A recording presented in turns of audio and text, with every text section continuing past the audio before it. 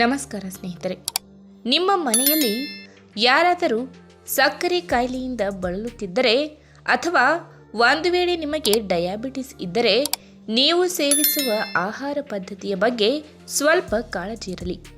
ಏಕೆಂದರೆ ತುಂಬ ಜನರಿಗೆ ಆಹಾರ ಸೇವನೆ ಮಾಡಿದ ತಕ್ಷಣ ರಕ್ತದಲ್ಲಿ ಸಕ್ಕರೆ ಪ್ರಮಾಣದ ಏರಿಕೆ ಕಾಣುತ್ತದೆ. ಹಾಗಾಗಿ ನೀವು ಅಂತಹ ಆಹಾರಗಳಿಗೆ ಆದ್ಯತೆ ಕೊಡದೆ ಮಧುಮೇಹಿ ಸ್ನೇಹಿ ಎನ್ನಲಾದ ಕೆಲವೊಂದು ತರಕಾರಿಗಳನ್ನು ನಿಮ್ಮ ಆಹಾರ ಪದ್ಧತಿಯಲ್ಲಿ ಸೇರಿಸಿಕೊಳ್ಳುವುದು ಉತ್ತಮ.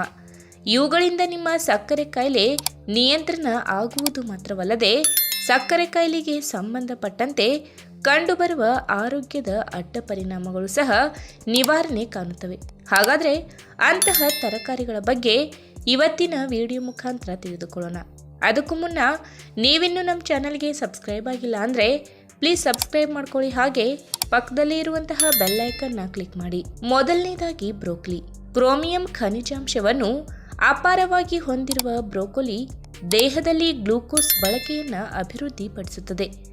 ಸಂಶೋಧಕರು ಹೇಳುವಂತೆ ಯಾರಿಗೆ ಮಧುಮೇಹ ಇರುತ್ತದೆ ಅವರಿಗೆ ದೇಹದಲ್ಲಿ ಈ ಒಂದು ಖನಿಜಾಂಶ ಕಡಿಮೆ ಇರುತ್ತದಂತೆ. ಹಾಗಾಗಿ ತಮ್ಮ ಆಹಾರ ಪದ್ಧತಿಯಲ್ಲಿ ಬ್ರೋಕೊಲಿ ಸೇರಿಸಿಕೊಂಡು ಸೇವಿಸುವುದು ಬಹಳ ಉತ್ತಮ. ಇದರ ಜೊತೆಗೆ ಕಪ್ಪು ಕಾಳುಮೆಣಸು, ಬಾರ್ಲಿ, ಓಟ್ಸ್ ಇವುಗಳನ್ನು ಸಹ ಸೇವಿಸಬೇಕು.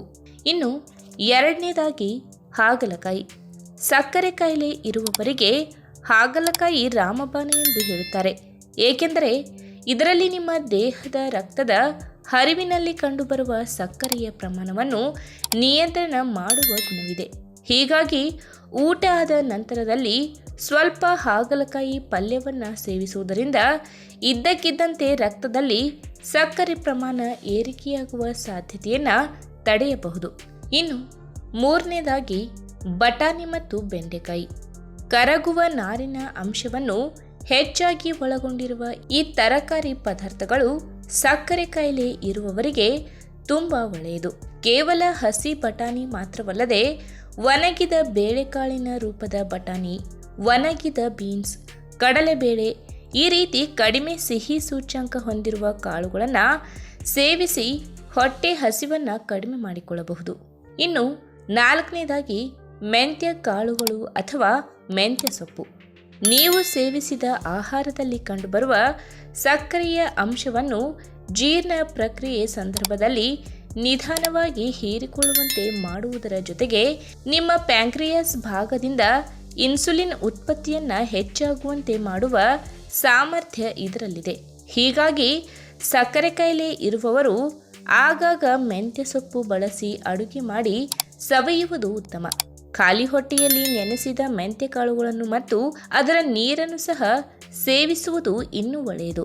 ಇನ್ನು ಐದನೇದಾಗಿ ನುಗ್ಗೆ ಸೊಪ್ಪು. ನುಗ್ಗೆ ಸೊಪ್ಪು ಸಕ್ಕರೆ ಕಾಯಿಲೆ ಇರುವವರಿಗೆ ಬಹಳ ಒಳ್ಳೆಯದು. ಏಕೆಂದರೆ ಇದರಲ್ಲಿ ನೈಟ್ರಿಕ್ ಆಮ್ಲವನ್ನು ಕಡಿಮೆ ಮಾಡುವ ಗುಣವಿದೆ. ಜೊತೆಗೆ ಗ್ಲೂಕೋಸ್ ಅಂಶವನ್ನು ನಿಯಂತ್ರಣ ಕೂಡ ಮಾಡುತ್ತದೆ. ಹೀಗಾಗಿ ವಾರದಲ್ಲಿ 2 ಬಾರಿ ನುಗ್ಗೆ ಸೊಪ್ಪಿನ ಆಹಾರ ಪದಾರ್ಥಗಳನ್ನು ತಯಾರಿಸಿ ಸೇವಿಸುವುದು ಉತ್ತಮ. ಇನ್ನು ಕೊನೆಯದಾಗಿ ಬೇಬಿಕಾರ್ನ್. ಎಳೆ ಮುಸುಕಿನ ಜೋಳ ಕಡಿಮೆ ಸಿಹಿ ಸೂಚ್ಯಂಕವನ್ನು ಹೊಂದಿರುತ್ತದೆ. ಹಾಗಾಗಿ ಮಧುಮೇಹ ಹೊಂದಿರುವ ಜನರು ತಮ್ಮ ಆಹಾರ ಪದ್ಧತಿಯಲ್ಲಿ ಇದನ್ನು ಸಹ ಸೇರಿಸಿಕೊಳ್ಳಬಹುದು. ಬೇಬಿಕಾರ್ನ್ ಬಳಸಿ ಬೇರೆ ಬೇರೆ ತರಹದ ಖಾದ್ಯಗಳನ್ನು ರೆಡಿ ಮಾಡುತ್ತಾರೆ. ನಿಮಗೆ ಇಷ್ಟವಾದ ಸಕ್ಕರೆ ರಹಿತ ಆಹಾರವನ್ನು ಇದರಿಂದ ತಯಾರಿಸಿ ಸೇವಿಸಬಹುದು.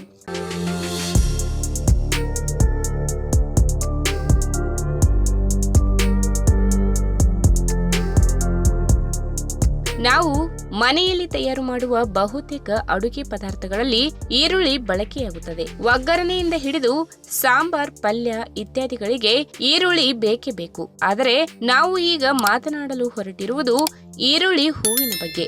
ಬಹುತೇಕ ಜನರಿಗೆ ಈರುಳ್ಳಿ ಹೂವಿನ ಆರೋಗ್ಯ ಪ್ರಯೋಜನಗಳು ತಿಳಿದಿರುವುದಿಲ್ಲ.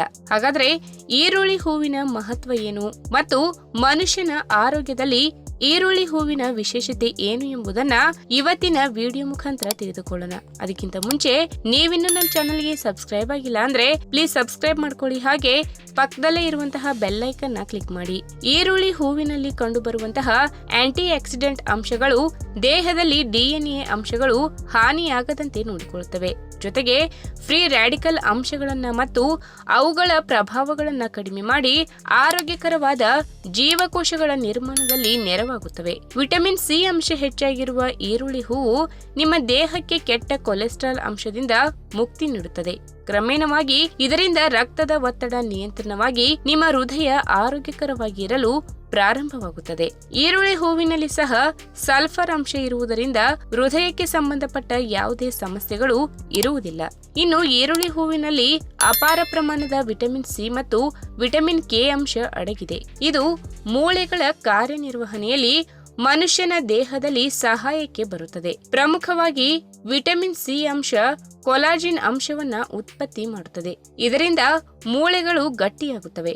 ಮತ್ತು ವಿಟಮಿನ್ ಕೆ ಅಂಶ ಇಲ್ಲಿ ನೆರವಿಗೆ ಬಂದು ಮೂಳೆಗಳ ಸಾಂದ್ರತೆಯನ್ನ ಹೆಚ್ಚು ಮಾಡುತ್ತದೆ. ಅಷ್ಟೇ ಅಲ್ಲದೆ ಈರುಳ್ಳಿ ಹೂವಿನಲ್ಲಿ ಆಂಟಿ ಬ್ಯಾಕ್ಟೀರಿಯಲ್ ಮತ್ತು ಆಂಟಿ ವೈರಲ್ ಗುಣಲಕ್ಷಣಗಳು ಸಾಕಷ್ಟಿವೆ. ಈ ಕಾರಣದಿಂದ ಈರುಳ್ಳಿ ಹೂವನ್ನ ಪ್ರಮುಖವಾಗಿ ವೈರಲ್ ಸೋಂಕುಗಳು, ಜ್ವರ, ನೆಗಡಿ, ಕೆಮ್ಮು, ಶೀತ ಇತ್ಯಾದಿಗಳ ನಿವಾರಣೆಗೆ ನೈಸರ್ಗಿಕ ರೂಪದ ಔಷಧಿಯಾಗಿ ಬಳಸಲಾಗುತ್ತದೆ. ಉಸಿರಾಟದ ವ್ಯವಸ್ಥೆಯ ಉತ್ತಮ ಕಾರ್ಯನಿರ್ವಹಣೆಯಲ್ಲಿ ಈರುಳ್ಳಿ ಹೂವಿನ ಪಾತ್ರ ಬಹಳಷ್ಟಿದೆ. ಎದೆಯಲ್ಲಿ ಕಟ್ಟಿದ ಕಫವನ್ನ ಇದು ಸುಲಭವಾಗಿ ಹೊರಹಾಕುತ್ತದೆ. ಇನ್ನು ಈರುಳ್ಳಿ ಹೂವಿನಲ್ಲಿ ಶಕ್ತಿಯುತವಾದ ಸಲ್ಫರ್ ಅಂಶ ಇರುತ್ತದೆ. ಇದು ಕರುಳಿನ ಕ್ಯಾನ್ಸರ್ ಅನ್ನ ತಡೆಗಟ್ಟುತ್ತದೆ. ಇದರ ಜೊತೆಗೆ ಈರುಳ್ಳಿ ಹೂವಿನಲ್ಲಿ ಇರುವಂತಹ ಫ್ಲೇವನಾಯ್ಡ್ ಅಂಶಗಳು ದೇಹದಲ್ಲಿ ಡಿಎನ್ಎ ಹಾನಿಯಾಗುವುದನ್ನು ತಪ್ಪಿಸುತ್ತದೆ.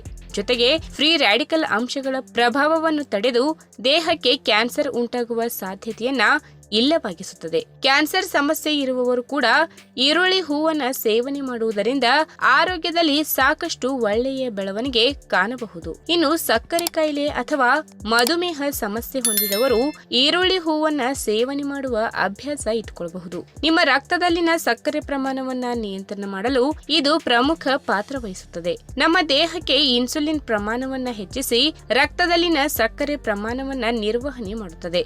ಆರೋಗ್ಯಕರವಾದ ತರಕಾರಿಗಳ ಗುಂಪಿಗೆ ನೀವು ಇದನ್ನ ಸೇರಿಸಬಹುದು. ಇನ್ನು ಈರುಳ್ಳಿಯಲ್ಲಿ ಮೊದಲೇ ಹೇಳಿದಂತೆ ವಿಟಮಿನ್ ಕೆ ಅಂಶಗಳ ಜೊತೆಗೆ ಸಲ್ಫರ್ ಅಂಶ ಕೂಡ ಇರುತ್ತದೆ. ಇದು ರಕ್ತ ಹೆಪ್ಪುಗಟ್ಟುವ ಸಾಧ್ಯತೆಯನ್ನ ನಿರ್ವಹಣೆ ಮಾಡುತ್ತದೆ. ದೇಹದಲ್ಲಿ ಉತ್ತಮವಾಗಿ ರಕ್ತ ಸಂಚಾರ ಉಂಟಾಗುವುದರ ಜೊತೆಗೆ ಮಾನಸಿಕ ಒತ್ತಡ ಮತ್ತು ಆಯಾಸವನ್ನ ಕಡಿಮೆ ಮಾಡಿ ದೇಹಕ್ಕೆ ವಿಟಮಿನ್ ಬಿ1 ಅಂಶವನ್ನ ಕೊಡುವಲ್ಲಿ ಇದು ಯಶಸ್ವಿಯಾಗುತ್ತದೆ. ವಿಟಮಿನ್ ಸಿ ಅಂಶ ಇಲ್ಲಿ ಒಂದು ಶಕ್ತಿಯುತವಾದ ಆಂಟಿ ಆಕ್ಸಿಡೆಂಟ್ ಆಗಿ ಕೆಲಸ ಮಾಡುತ್ತದೆ. ದೇಹದ ಜೀವಕೋಶಗಳು ಸಹ ಇದರಿಂದ ಆರೋಗ್ಯಕರವಾಗಿ ಉಳಿಯುತ್ತದೆ. ಈ ವಿಡಿಯೋ ನಿಮಗೆ ಇಷ್ಟವಾದಲ್ಲಿ ತಪ್ಪದೇ ಲೈಕ್ ಮಾಡಿ, ಶೇರ್ ಮಾಡಿ, ಹಾಗೆ ನಿಮ್ಮ ಅನಿಸಿಕೆನ ಕಮೆಂಟ್ ಮೂಲಕ ತಿಳಿಸಿ.